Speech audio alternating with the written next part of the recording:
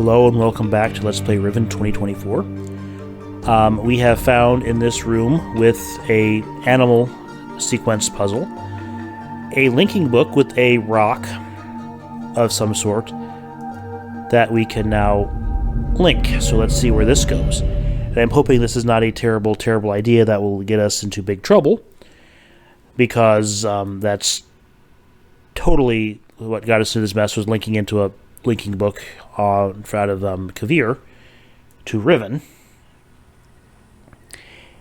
And this is the box art from the retail version of the game back in the 90s when you bought the original game on 5 CD-ROMs. Every time you reached the end of one of the maglevs, you'd have to swap CDs, which was irritating.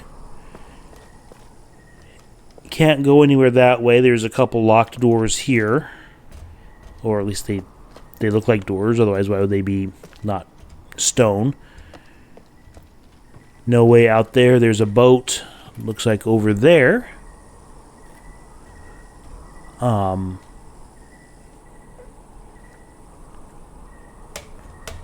nothing really going on. Maybe this guy here has some clues. He's made of knives and... Hello. Hello. No, don't shoot me. Don't shoot me. Rats. Well, that's it for this game. Tune in next time. We'll see what... Wait a second. We're not dead. We appear to be imprisoned on this boat thing. Looks like it may be some sort of stockade designed to keep me from attacking them.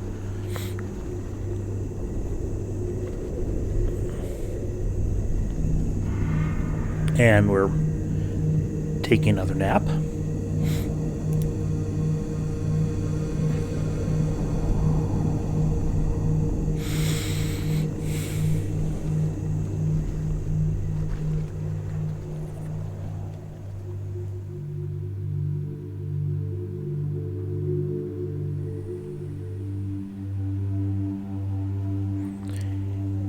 Alright, we are in a mud or stone.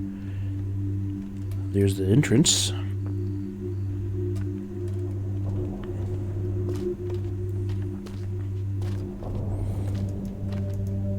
The door's locked.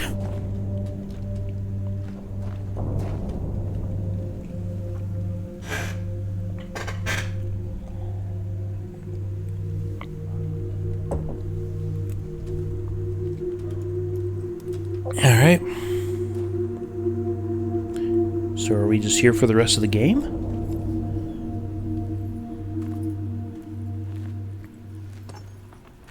Katarina ay now da saya yapalo. Yapa ay manay yalepo. Miltisay. Bekaretere wira pe yelo kene falapo. Tisay. Why te fulupe?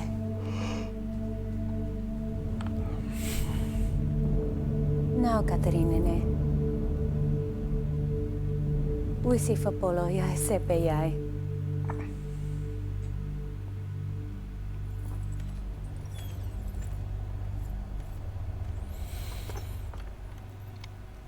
All right, we have more reading to do.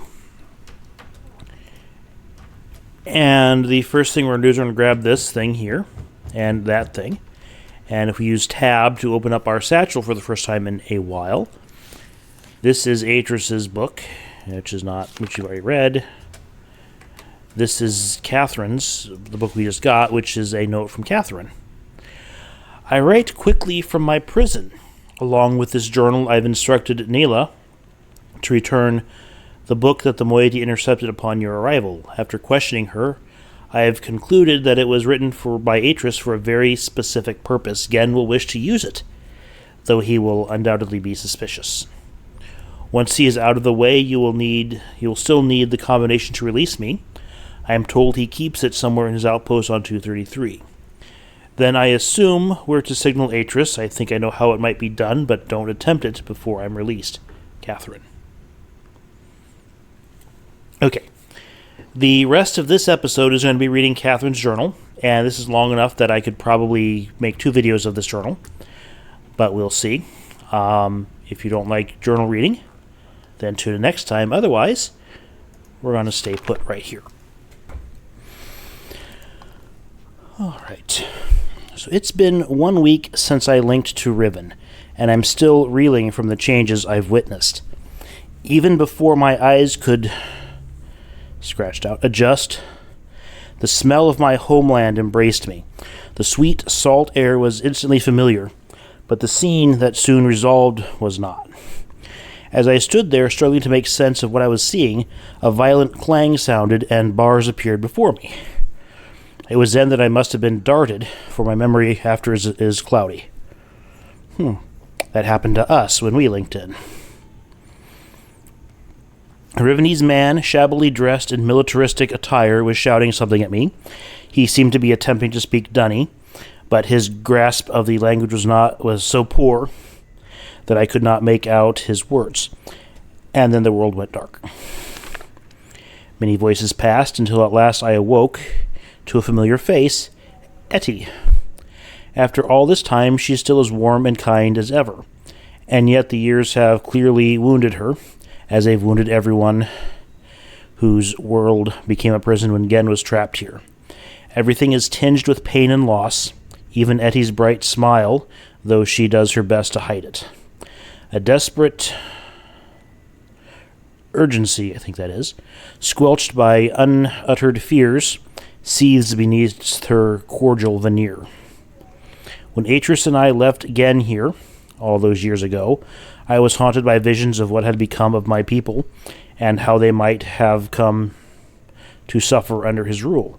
But the injustices I imagined were nothing compared to the atrocities that have actually come to pass. The following is a chronicle of what I have learned, a record of all that has happened should I no longer be here to tell it. Some sort of a drawing there. The moiety. It seems the confrontation that led to Gehn's entrapment on Riven was witnessed by some of the Rivenese, but their interpretation of the event was skewed, no doubt due to Gehn's overinflated view of himself. One moment. Atris and I had hoped that stripping him of his ability to link to other worlds might lead people to conclude that his claims of godhood were false, but it appears the opposite has come to pass. If Gehn was a god and we had vanquished him, then we must be greater gods. It was thus assumed that my absence was only temporary, and that I would surely return one day to set the world right again. Thus the moiety, the name they adopted after Gehn's disparaging use of the term, were born, sworn enemies of Gehn and devotees of me. I had no inkling of this misconception about myself until 2 days ago, though in hindsight it makes perfect sense given the way I've been treated. For their part, they naturally assumed an omniscient deity might well be aware of their own divine status, so there was no need to inform me. I only finally pieced it together during a recent underground gathering, where they reenacted their version of the story of my life, a riveting tale that culminated with a confrontation between Atris, myself, and Gehn at the edge of the fissure. The events had been exaggerated to such grandiose proportions that I found it hard at times to suppress my laughter, and yet this myth has also given them the courage to stand against Gehn, and the hope that they might someday be delivered from the relentless inhumanities of his authoritarian rule. Even so, the fact that I am the one who has been cast as their savior, an omnipotent being who would one day return to Riven, overthrow Gehn, and lead them to a new paradise, is deeply unsettling. I would do everything to free my people from this hellish existence, but I am not who they think I am. How, though, can I dissuade them from this notion without also crushing their hopes? As Gehn's power grew, so did the moiety, and in order to evade his persecution, for he would wipe them all out in an instant if he could, they had to become more and more adept at concealing themselves. They make use of a network of caves that so far he has failed to discover, but I fear it's only a matter of time before they're found out. Alright, secret passage to the rebel linking room, And 3 bolu must be lit. There's 3 circled things. And this looks like that room and that door that we found leading to the back door of the jail.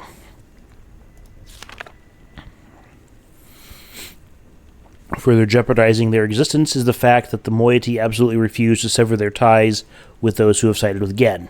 The 2 factions thus live together in surprising harmony, their overarching sense of cultural unity appearing to outweigh the schism, at least for now. I heard today that Father and Enant, I don't know, were inducted into Gehn's labor force. I so long to see them, but a dimness surrounded Etty's face so abruptly when I asked of them that it left me hesitant to press the matter further. I must know the truth eventually, but I fear the news will not be good.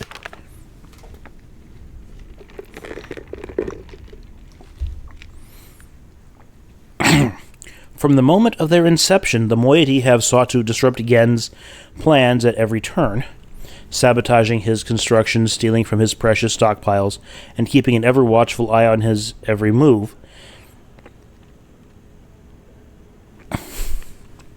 They shroud themselves with dark coverings, and delight in the fact that their enemies are often frightened by their wraith-like appearance, and their almost preternatural ability to wreak havoc without detection or consequence.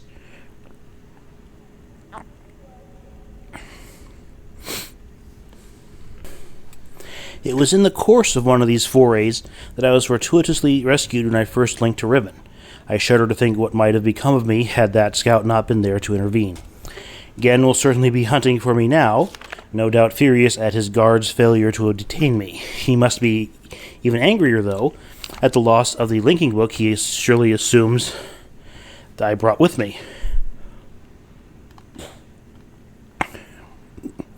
That I was deceived into linking into Riven without a way back is a bitter yet fortunate fact, for it may well have meant the death of us all had a path to Dunny fallen into his destructive hands.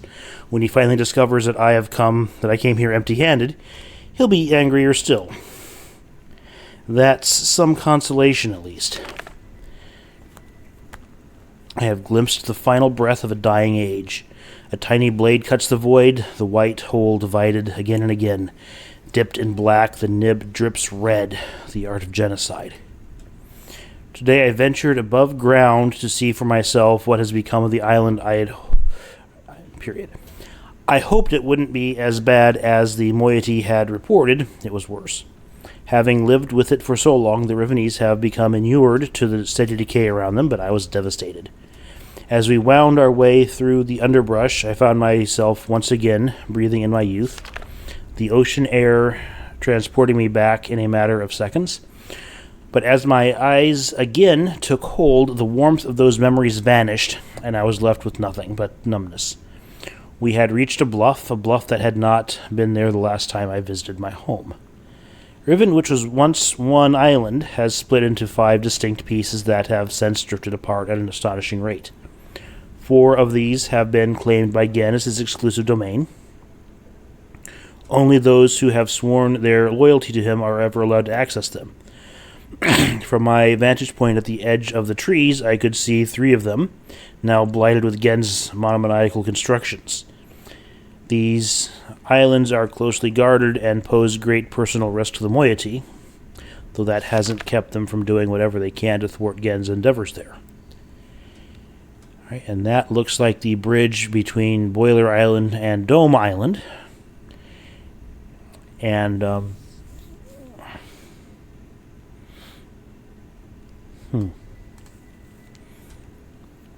the Dome Island still has the dome here. And then there's the path to the Village Island. And that one is the Map Island. The 4th island I could not see, as it has crept away to some distance and now lies concealed by fog. The moiety said that Gehn originally governed from this small island, living and working in a protected space he built for himself atop the stump that remains where the great tree used to stand.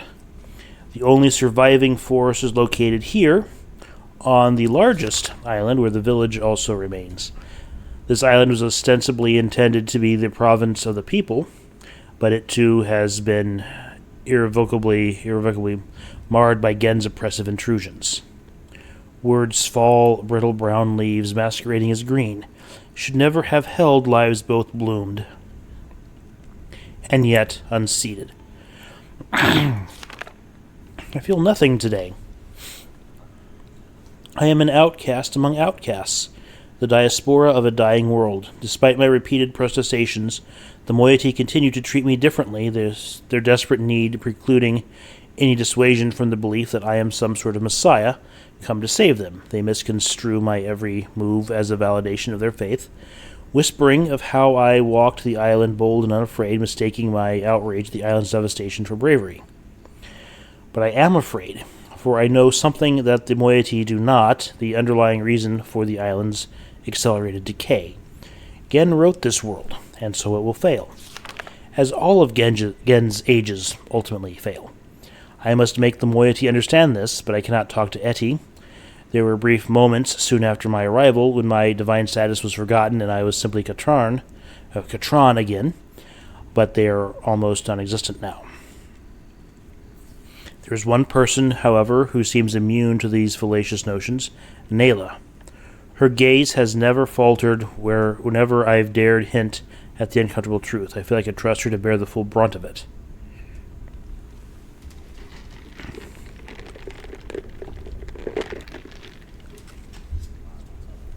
Nayla's the one who brought us the journal.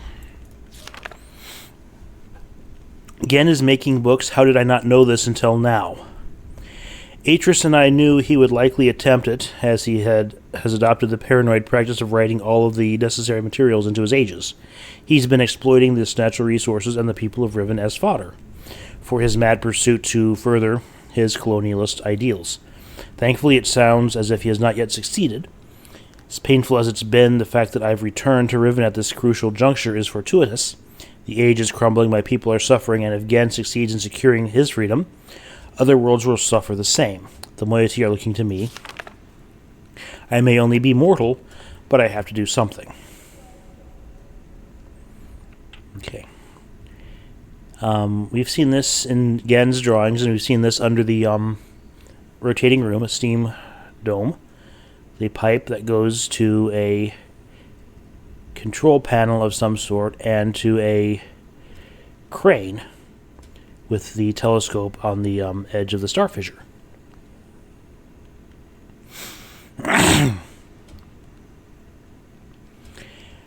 It's been a scribble.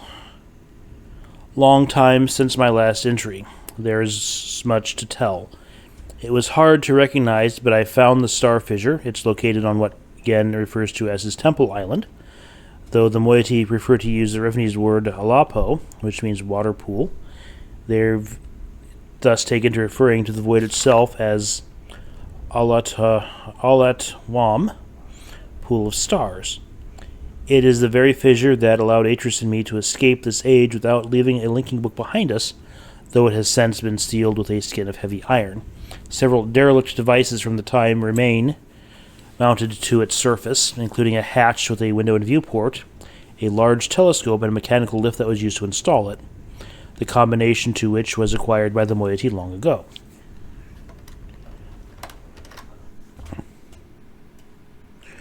And we're going to grab a copy of that and go over to Paint.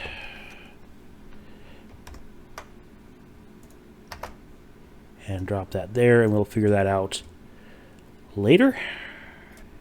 Wrong button. I want that one. I need to get this drinking glass out of my line of sight for the monitor. In the early days, the moiety briefly considered reopening the fissure. Thankfully, they decided against it. Had they attempted it back then, the results might well have been catastrophic. Were they to do so today, it would certainly mean the end of Riven. I am told that in the days immediately following Gehn's confinement on Riven, he attempted to determine the feasibility of navigating the stars beneath the fissure, for he had seen the mistbook fall from Atris's hand into that very same space.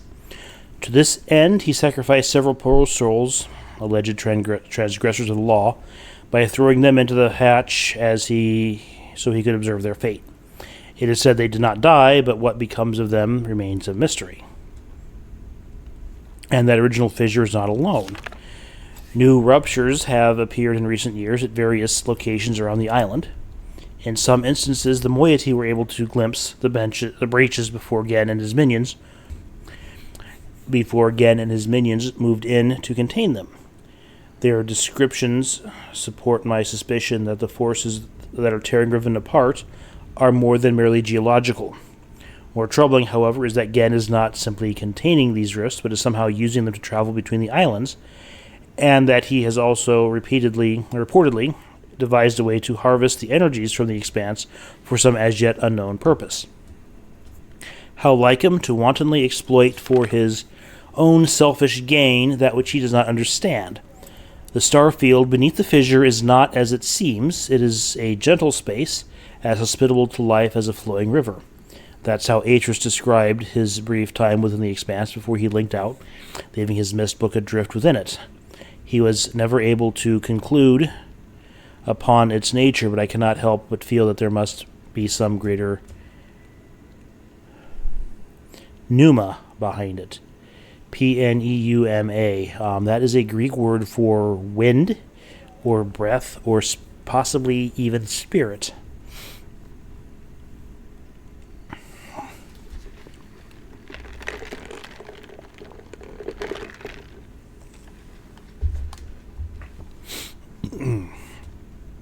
Something I should have mentioned earlier, one of the colossal blades that appeared in the course of our escape from Riven, the great dagger that stands at one end of the fissure, has been adopted by the moiety as the emblem of their struggle.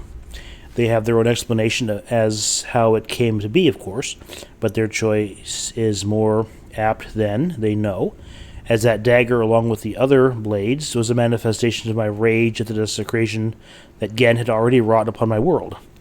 I haven't told the moiety that I wrote it into this age, as I fear that would only fuel their overestimation of me, but I can't deny it pleases me to have inadvertently provided them with such a fitting symbol for their cause.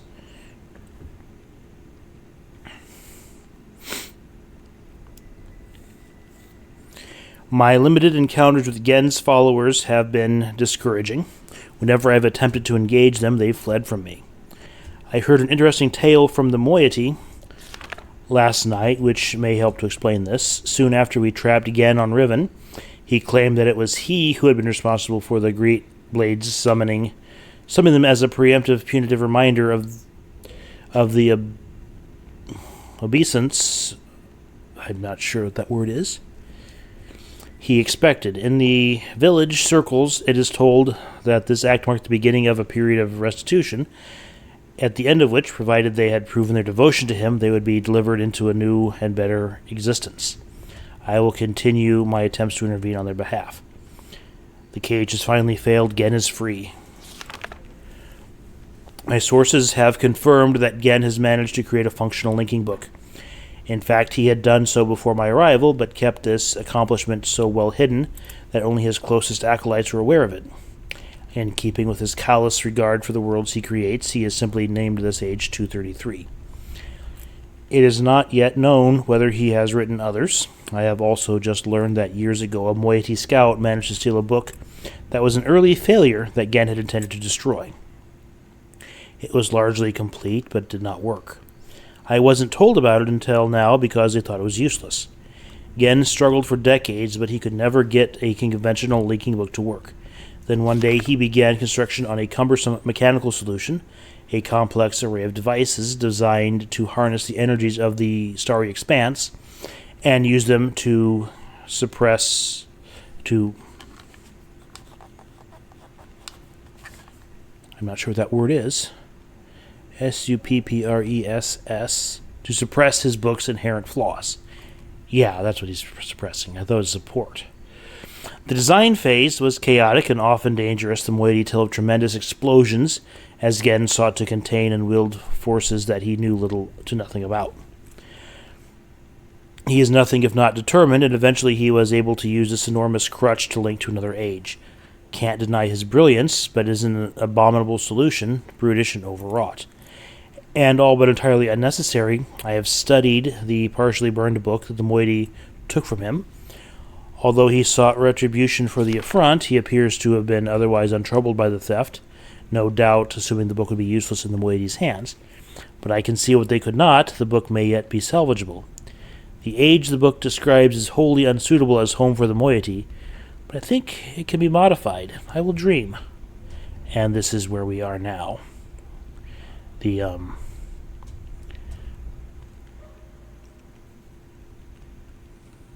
is that a bird? I have nearly finished writing the moiety's age. The world, as described, is harsher and more desolate than they are used to, but they should be able to sustain themselves there. But we'll need a second book. Gehn has been spending most of his time on 233 lately, so the danger is less, but getting into his lab will still be difficult. The coming collapse weights the air, blurring my vision both day and night. We must act soon. Success, we have secured a second book, though I worry now that Gehn will miss it and deduce our plans before we're ready. The descriptive book I have prepared as a refuge for the rebels is useless unless I can find a way to correct its inherent flaws. Gehn's massive machine mainly functions to manipulate the energies within the expanse. It serves its purpose, but its excess seems unwarranted. The Rivenese have long used crystalline substrates as an elegant means to manipulate light, if I could just find the right material. Last night's dreams have delivered me a perilous plan. I will write the substance into the new moiety age. If we could temporarily access Gehn's apparatus, we could use our book to link to this new age and search for the crystal. Someone would then have to carry the book back to safety once the link was made. If it fell into Gehn's hands, all would be lost. When Gehn links to 233, one of his acolytes always remains to shut down the device. We'll have to get to him before he can do so, which means we'll only have one chance before they're alerted to our presence. Everything is ready. I have written the material into the new age, and I have prepared the second linking book as a return path to Riven. Of course, it too suffers from the same deficiencies as all of Gehn's books, so it won't work unless it's augmented. Once I'm in the new age, I'll have to locate the crystal and adapt it to heal the gateway image, which should render the book functional. I can then use the second linking book to return to Riven with more of the material. It's risky, but if all goes well, the moiety and any others we can convince to join them will finally have an escape. I couldn't help but laugh at the absurdity of this plan. I sound like Atris. Should I fail to return, it will likely mean the end of my life, but my only real fear is for my people. Everyone assures me they have complete faith that I will accomplish my tasks and lead them to a better world. That's the fulfillment of the prophecy, after all. But underneath, they are just as tense and fearful as I am. What will become of them if I do not return? Will they perish here on Riven, or attempt to follow me through this new book to an unknown fate? I don't know what to tell them.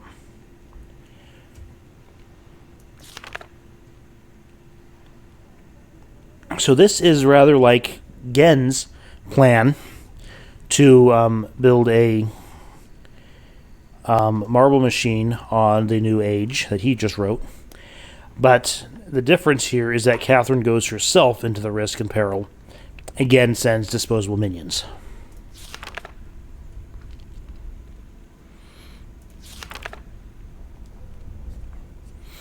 Against all odds, it is done. We have already evacuated most of our members to this new age, which the moiety have named Tay. The world is more beautiful than I had anticipated, so I am pleased the Rivenese have been liberated at last. They stand beneath the open sky, unafraid, dazzled by their freedom. They are happy. But there's still so much to be done. The age is still vulnerable. The only way to completely protect it from Gehn is to destroy the books once everyone is safely in Tay. I'm hesitant to bring this up with the moiety until they've had a chance to acclimate themselves to the new world, as it would mean they would forever be exiled from the only home they've ever known. Nor am I eager to sever my own connection and my only path back to my life and family on Mist, but for the greater good it must be done. For the moment we're safe, but our activities could arouse Gehn's suspicions of any moment. We cannot delay. I will return to Riven tomorrow to resume my attempts to persuade the remaining Hall holdouts to join the others in Tay. For now, though, I must rest. And that is where she got captured. Alright, so next episode, we're going to see if they let us actually explore Tay this time, because in the previous game, they brought us the linking book back to Riven. But tune in next time and find out what happens. Thanks for watching.